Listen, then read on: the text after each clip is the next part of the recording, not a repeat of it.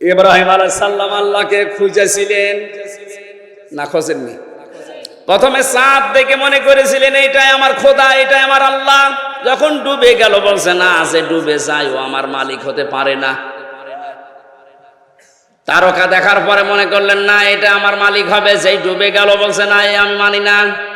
সূর্য দেখার পরে বলে বিশাল, এইটাই আমার মালিক হবে। যেই ডুবে গেল সন্ধ্যাবেলা বলে না, এটাও আমি মানি না। হযরত ইব্রাহিম ওই সময় যা দেখেছিলেন সব যেহেতু অদৃশ্য হয়ে যায়, সব ডুবে যায়, অস্তমিত হয়ে যায়। তিনি তখন জাতির সামনে দাঁড়িয়ে ঘোষণা দিয়েছিলেন, ইন্নী ওয়াজ্জাহাতু ওয়াজহিয়া লিল্লাযী ফাতারাস সামাওয়াতি ওয়াল আরদা হানিফা ওয়া মা আনা মিনাল মুশরিকিন। জোরে বলেন আল্লাহু আকবার। এটা আজ অনেকে জায়নামাজের দোয়া মনে করে না। এটা জায়নামাজের দোয়া না, জায়নামাজের আলাদা দোয়া আছে। কেউ যদি জায়নামাজে দাঁড়িয়ে এটা পড়ে তার সওয়াব হবে, কিন্তু এটা জায়নামাজের দোয়া না। নবীজি এটা পড়তেন কখন? যখন তাকবীরে তাহরিমা দিতেন আল্লাহু আকবার, এরপরে বলতেন ইন্নী ওয়াজ্জাহতু। আর আমরা উল্টিয়ে ফেলেছি, আগে পড়ে নিয়ে তারপরে বলে আল্লাহু আকবার। এখন থেকে নিয়মটা পাল্টিয়ে নেবেন, কারণ এই কথার ভেতরে এমন এমন মারাত্মক চারটা বিষয় আপনি আল্লাহর সাথে স্বীকৃতি দিচ্ছেন। ইন্নী, অবশ্যই আমি, ওয়াজ্জাহতু, আমার এই চেহারাকে, ওয়াজহিয়া লিল্লাযী ফাতারাস সামাওয়াতি ওয়াল আরদা হানিফা, আমার এই চেহারাকে আমি ফিরিয়ে দিলাম। চেহারা মানে শুধু এই মুখমণ্ডল না, আমার এই মুখমণ্ডল তো আছে আমার কর্মজীবনে, প্র্যাকটিক্যাল লাইফে যত কিছুর দিকে আমার মুখ ছিল, আমার স্ত্রীর দিকে, সন্তানের দিকে, টাকা পয়সার দিকে, ক্ষমতার দিকে, এই ভোটের দিকে, যত দিকে মুখ ছিল সব কিছু থেকে ফিরিয়ে আমি হানিফা, একনিষ্ঠভাবে আল্লাহর দিকে আমি ফিরে আসলাম, যিনি আসমান আর জমিনের উদ্ভাবক। ওমা আনা মিনাল মুশরিকিন, হে আল্লাহ আমি কিন্তু মুশরিক না। আমি কি না? আমি কারোর সাথে শিরিক করি না তোমাকে, আমি কারোর সাথে শরীক করি না। তুমি একা আছো। কুল হুয়াল্লাহু আহাদ আল্লাহুস সামাদ লাম ইয়ালিদ ওয়া লাম ইউলাদ ওয়া লাম ইয়াকুল লাহু কুফুওয়ান আহাদ। এই কথাটা আপনি দাঁড়িয়ে দাঁড়িয়ে স্বীকৃতি দিচ্ছেন। এ মুখ দিয়ে বলা যত সহজ, নিজের প্র্যাকটিক্যালে মিলানো অত সহজ না। কেউ যদি নামাজে এই কথা বলে দাঁড়িয়ে যায়, আল্লাহ আমি কিন্তু সব দিক থেকে মুখ ফিরিয়েছি, ও নামাজ পড়ার পরে কখনো আমার আল্লাহর আইনের সাথে শিরিক করতে পারে না। পারে না কেন? কারণ শব্দটা ছিল হানিফা, হানিফ না হানিফা, একের টান আছে। আমি একনিষ্ঠভাবে ফিরে এসেছি, আমার এই কথার ভেতরে কোনো দুই নাম্বারই নেই।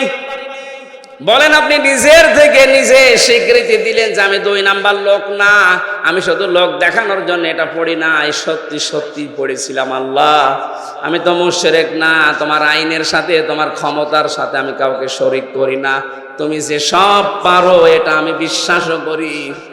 আল্লাহ যেটা পারে ওটা অন্য কেউ পারে, এই বিশ্বাস করার নাম শিরিক। বিশ্বাসের নাম কি? সন্তান দিতে পারে শুধুমাত্র কে? বিয়ে করার পরে 100 বছর সংসার করছেন, সন্তান হচ্ছে না, এটা আপনার দোষ। কার দোষ?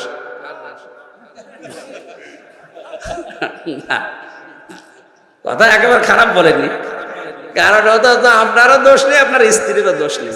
আপনার মতো এই লোকটা আজ 10 বছর বিয়ে করে ও সংসার চালাচ্ছে, ওর সংসারে 10টা ছেলে মেয়ে 10 বছরে, আর আপনার 50 বছরও একটা হয়নি, এ দোষ কার? এটা বললে কেমন হয়ে যায় না বলেন তো? এবারে আমার বিশ্বাস করা লাগবে যে আমার বড় দোষ নেই, আমারও দোষ নেই।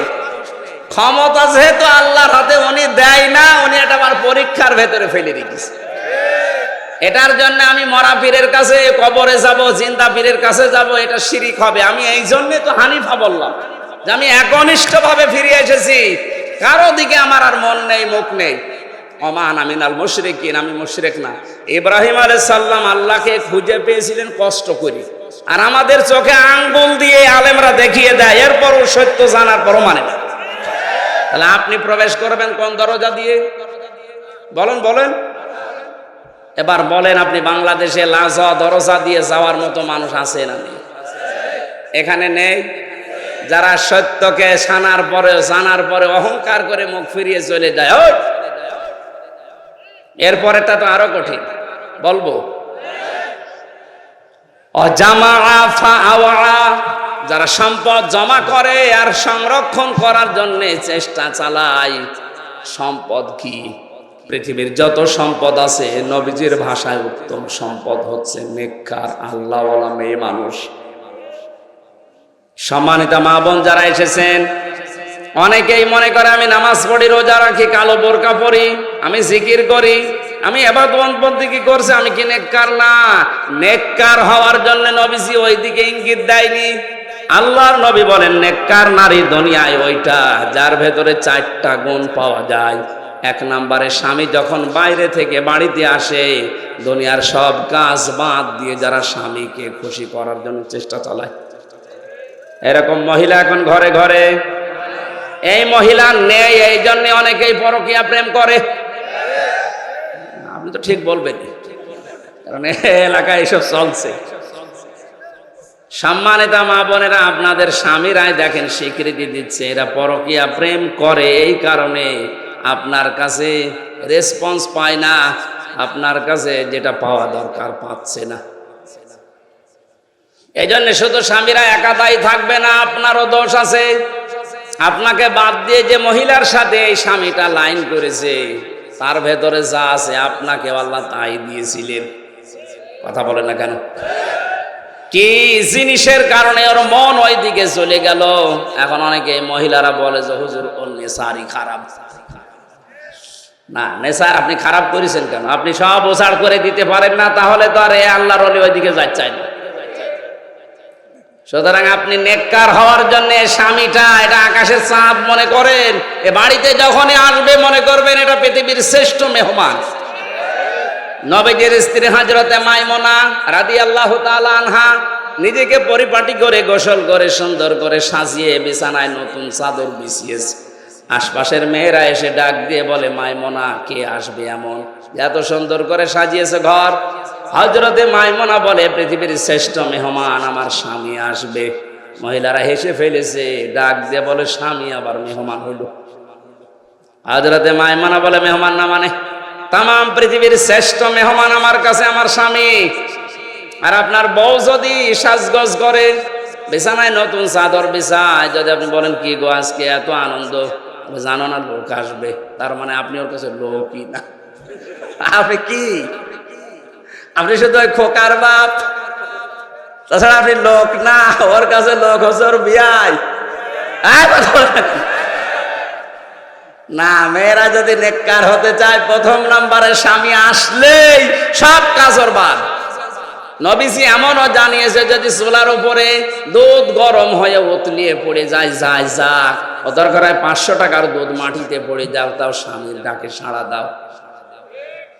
আজ মেয়েরা যদি একটু ছাড় দিত, এই রেসপন্সটা আমাদের দিকে এগিয়ে যেত, আজ হাজারো পরিবারে পরকীয়া প্রেম মুক্ত হয়ে যেত।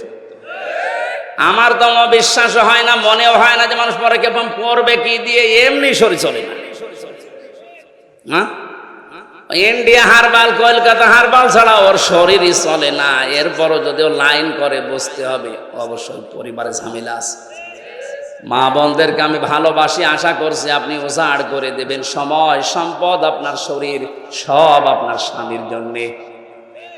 যেই মহিলা স্বামীকে দেখানোর জন্য, খুশি করার জন্য সাজগোজ করে, ওটা তার ইবাদত হিসাবে গণ্য হয়ে যায়। স্বামীর কাছে আসার 10টা নিয়ম আছে। কোন মহিলা যদি স্বামীর কাছে আসতে চায়, প্রথমে যতটুকু পরিষ্কার পরিচ্ছন্ন হওয়া দরকার, তার পোশাক, তার শরীর, সে যেন পরে আসে। 2 নম্বরে যদি সমর্থ থাক, সে যেন পারফিউম ব্যবহার করে, আতর, সেন্ট। আবার এগুলো ব্যবহারও করে বাজারে যাওয়ার সময়। যদি মার্কেটে নিয়ে যান, তখন দেখবেন সাজের বাহার কি। সম্মানিত মা বোন যারা চুল খুলে বাজারে যান, বিভিন্ন অনুষ্ঠানে যান, যেই কয়টা চুল পর পুরুষে দেখবে, ওই কয়টা সাপ কিয়ামতে কামড় দেবে। আর বাড়িতে থাকাকালীন যেই কয়টা চুল আপনার স্বামীর সামনে বের হয়ে থাকবে, অতগুলো সওয়াব আল্লাহ লিখে দেবে। যেন বাড়িতে থাকাকালীন চুলে শ্যাম্পু করেন, সাবান লাগান, যা ভালো লাগে তাই দিয়ে চুল ফুলিয়ে থাকবেন, যেন দেখে ওর অন্য দিক থেকে মুখ ফিরিয়ে আসে। নবীজি বলেন 2 নম্বরে স্বামী যখন আসবে তাকে খুশি করার জন্য, হাসি দেওয়ার জন্য যা করা লাগে ও করবে। কোন স্বামী যদি পছন্দ করে যে আমার বউ ব্লাউজ গায়ে দেবে হাতা কাটা, ও যেন তাই দেয়। আমি তো এটা বানিয়ে বললাম নাকি? 3 নম্বরে স্বামী যেটা পছন্দ করে ওটা যদি জায়েজ হয়, আপনার জীবন থাকতে ওটা আপনি মেনে নেবেন। কথা বোঝেন? স্বামী পছন্দ করছে বিয়ের পরে যেন মা বাবা আমাদের সাথে থাকে, কিন্তু অনেক বউ এটা পছন্দ করে না, মানেও না। এরকম বউ দেশে নেই? এই যে দিনাজপুরে বৃদ্ধাশ্রম তৈরি হয়েছে, এটা কি খেলা করার জন্যে? এই বউদের কারণে। আরে বউদেরকে হাওয়া দেয় এই বড় মা আর ওর বড় বোন, ওখান থেকে হাওয়া লাগায় যে তাড়াতাড়ি আলাদা হ, খুব আরামে খেতে পারবে। আপনি অপেক্ষা করেন, আপনাকেও ঠিক ওই বৃদ্ধাশ্রমে পাঠানোর জন্য আপনার পেটের এই সন্তান আপনাকে পাঠাবে। 4 নম্বরে নেককারের সংজ্ঞায় পেয়েছি ওই স্বামী ওই স্ত্রী নেককার, যে স্বামী বাইরে গেলে তার সন্তান আর সম্পদ সে হেফাজতে রাখে। আল্লাহ রাব্বুল আলামিন মেয়েদেরকে এই 4টা গুণ অর্জন করার তৌফিক দিন। এটা প্রত্যেকটা জান্নাতের 8টা দরজা খুলে যাওয়ার গুণ।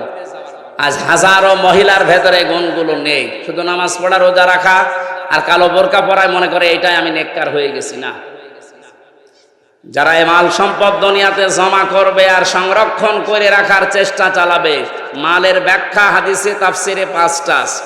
1 নম্বর তো নেককার নারী, 2 নম্বরে অস্ত্র শস্ত্র, 3 নম্বরে প্রভাব প্রতিপত্তি, 4 নম্বরে ক্ষমতার চেয়ার, 5 নম্বরে টাকা পয়সা। এগুলো যারা বারবার জমা করে আর মনে করে এগুলো আমার কাছে স্থায়ীভাবে থাকবে, এগুলো সংরক্ষণ করার জন্য চেষ্টা চালায়, আখেরাতের যে বিশাল জীবন ভুলে যায়, এদেরকে লাজায় আল্লাহ প্রবেশ করাবে। বলেন নাউজুবিল্লাহ। জেলখানাতে যাওয়ার পরে আমি বেশি দেখেছিলাম পারিবারিক কলহর কারণে অধিকাংশ মানুষ জেল খাটতেছে। এখন যে গাজীপুরের কাশিমপুরে যে এখন ফাঁসি দেয়, আগে তো শাহজাহান জল্লাদ ছিল, 40 বছর পরে বের হয়েছে। এরপরে যে এখন দায়িত্বে আছে ইলিয়াস, এর বাড়ি চট্টগ্রামে। এই লোকটাকে আমি একদিন জিজ্ঞাসা করলাম, আপনি কত বছর আছেন? বলছে আমার ফাঁসি দিয়েছে, আমার যাবজ্জীবন এখন 30 বছর জেল, 22 বছর আমার জেলে থাকা লাগবে। অথচ আমি 17 বছর সৌদি আরবে থেকে বাড়িতে এসেছি, বিয়ে করার পরে বউর সাথে আর মার সাথে মিল নেই। এই সামান্য জিনিস নিয়ে বউ মেনেই নিতে পারে না কিছু মা বাবাকে দিলে। শেষ পর্যন্ত এই কথা কাটাকাটি হতেছে, বউকে আমি মেরে ফেলছি। এই মেরে ফেলার কারণে আজ 13 বছর আছি, এখনো পর্যন্ত আমার 7 বছর না 9 বছর থাকা লাগবে, তারপরে যদি আমার মাফ হয়। এখন প্রত্যেকটা ফাঁসি দিলে 4 মাস করে মাফ করে দেয় সরকার, সেজন্য এখন ফাঁসি দিয়ে আরম্ভ করেছে। এই যে শাহজাহান জল্লাদ 57টা না কয়টা ফাঁসি দিয়েছিল, এই জন্য প্রতি ফাঁসিতে 4 মাস করে মাফ হয়ে গেছে। ওরা 167 বছর জেল ছিল। ও সারা জীবনও যদি জেল কাটে তাও তো শেষ হওয়ার কথা না। শেষ পর্যন্ত রাষ্ট্রপতি ওরে মাফ করে দিয়ে 30-32 বছর পরে বের করে দিয়েছে, এখন চার দোকান চালায়।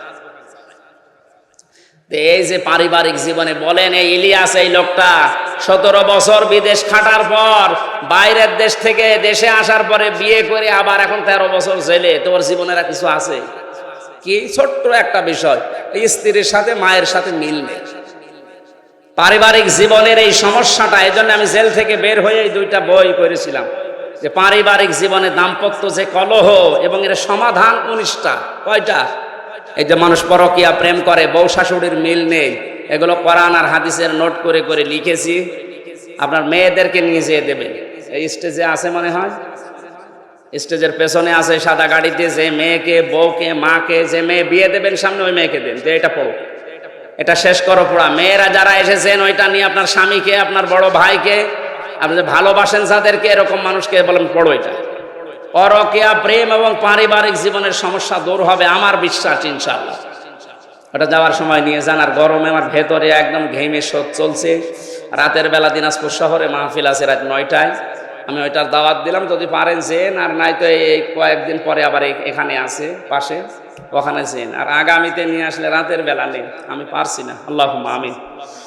লা ইলাহা ইল্লা আনতা সুবহানাকা ইন্নী কুনতু মিনাজ জালিমিন। মাবুদ, তোমার বান্দা বান্দিরা কঠিন গরমে প্রচন্ড তাপদাহ চলছে, এরপরও বাড়িতে না যেয়ে আল্লাহ তাআলা এই দুপুর বেলা অনেকে না খেয়ে কোরআনে কারিমের শোনার জন্য বসে আছে। এত কষ্ট স্বীকার যারা করেছে এদেরকে খালি হাতে ফেরত দিও না। এই কষ্টের জন্য তুমি এদের মাফ করে জান্নাতি বলে ঘোষণা দিয়ে দাও। রংপুর বিভাগের মানুষগুলো বড় নিরীহ, এরা সহজ সরল, এরা গরিব মানুষ। তোমার হাবিব জানিয়েছে ধনীদের চাইতে 500 বছর আগে এদেরকে নাকি তুমি জান্নাতে দেবে। এ বিভাগে যারাই বাস করে আল্লাহ, এই মানুষগুলোর জন্য মুসাফির অবস্থায়, মাজলুম অবস্থায়, অসুস্থ অবস্থায় দোয়া করছি, এদেরকে তুমি সত্যি জান্নাত দিয়ে দিও। আজকের আলোচনার সওয়াবগুলো নবীজির রওজায় পৌঁছিয়ে দিও। যে যতটুকু কষ্ট আজকে গরমে সহ্য করেছে কোরআনের ইজ্জতে, আল্লাহ তুমি তাকে ওই পরিমাণেই মাফ করে দাও। আমরা অনেকে অসুস্থ হয়ে পড়েছি, আমাদেরকে শেফায়ে কামেলা জেলা দান করো। যেভাবে সে এগিয়েছে কোরআনের জন্য অর্থনৈতিকভাবে, তার ওই টাকায় এভাবে বরকত দিয়ে দাও। তোমার যে বান্দাগুলো প্রতিনিধি হওয়ার জন্য আকাঙ্ক্ষা পেশ করেছে, যার জন্য তোমার ইসলামের দ্বীনের কাজ হবে, এদেরকে তুমি নির্বাচিত করে দিও আল্লাহ। প্রধান অতিথি আমাদের এমপি সাহেব জাকারিয়া সাহেবকে কবুল করে নাও। যত অতিথি আজকে এসেছে প্রত্যেকটি অতিথিকে ওমরের মতো বানিয়ে দাও। সম্মানিতা মা বোনদেরকে ফাতেমার মতো, আয়েশার মতো জীবন দাও আল্লাহ। আগামীতে এই মাহফিলটা কোরআনের জন্য বিশাল আকারে কবুল করে নাও। রইসুদ্দিন ভাই তার মায়ের জন্য দোয়া চেয়েছে, আল্লাহ আমাদের সবার মাকে তুমি মাফ করে দাও। মাথা নিচু করে দোয়াটা পড়েন, রব্বির হামহুমা কামা রব্বায়ানি সগীরা।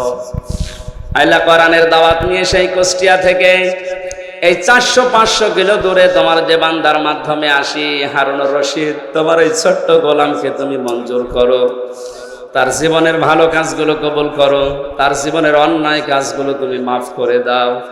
তার স্ত্রী যে সন্তান তুমি দিয়েছো, ও মেহেরবানি করে ফাতেমার মতো বানিয়ে দাও। তার মা বাবাকে মাফ করে দাও আল্লাহ। তুমি আমার মা বাবাকেও ক্ষমা করো। আমার 2টা সন্তান ফারিহা জান্নাত, জান্নাতুল মাওয়া, এদেরকে তুমি ফাতেমার মতো বানিয়ে দাও। জীবন থেকে 3টা বছর এক ঘরে কেটে গেল আল্লাহ।